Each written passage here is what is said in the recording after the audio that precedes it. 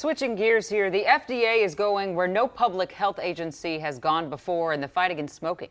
It has a plan to reduce the amount of nicotine in cigarettes to a non-addictive level. Could this save America from its addiction to cigarettes? Cigarettes that kill 500,000 people a year.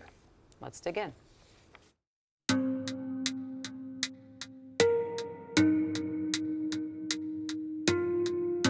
The reasons why the FDA is getting drastic are real. Tobacco is the leading cause of preventable death and disease in this country. Cigarettes are the only consumer product that can kill you when used as directed.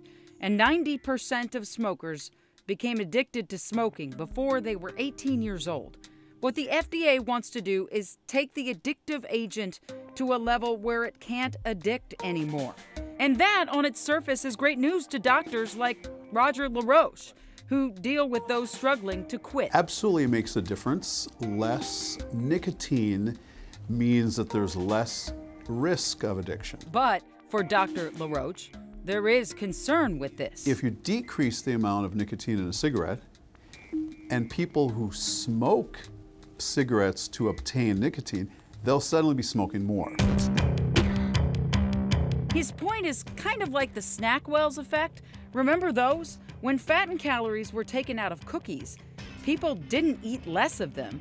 They actually ate even more. And with cigarettes, that more is dangerous because it isn't the nicotine that threatens the life of the smoker.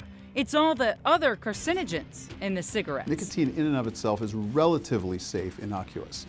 It's the byproducts of smoking. So, you know, when you exhale and you're smoking a cigarette, there's hundreds, if not thousands, of different chemicals.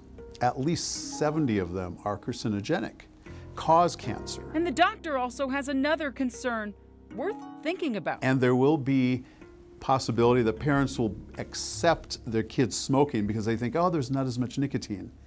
And actually, that potentially can be worse for the youth that will start smoking. Because again, almost all long-term smokers start when they're young.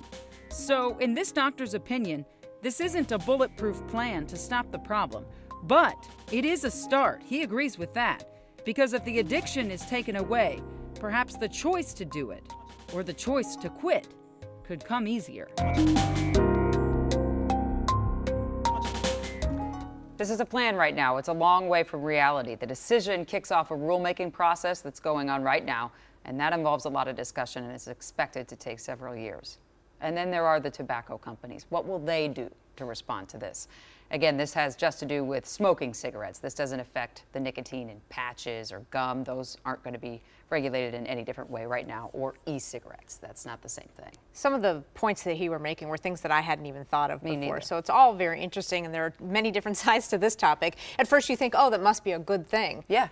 Not necessarily all good, but a good step, like you said. Yeah, totally. I hadn't thought of that either, but it's Yeah. that more, and Yeah. the more of the bad stuff is coming. But again, I don't want to misrepresent him. He thinks this is a good start, and we have to start somewhere, but he really believes it has to be a multi-pronged approach. Parents, schools, community, tobacco, government, all at the same time. I'll tell you what, I ate a ton of those SnackWells when they came out. People ate them by the box I know. because they were like, it's fine. Delicious. No. We'll be right back.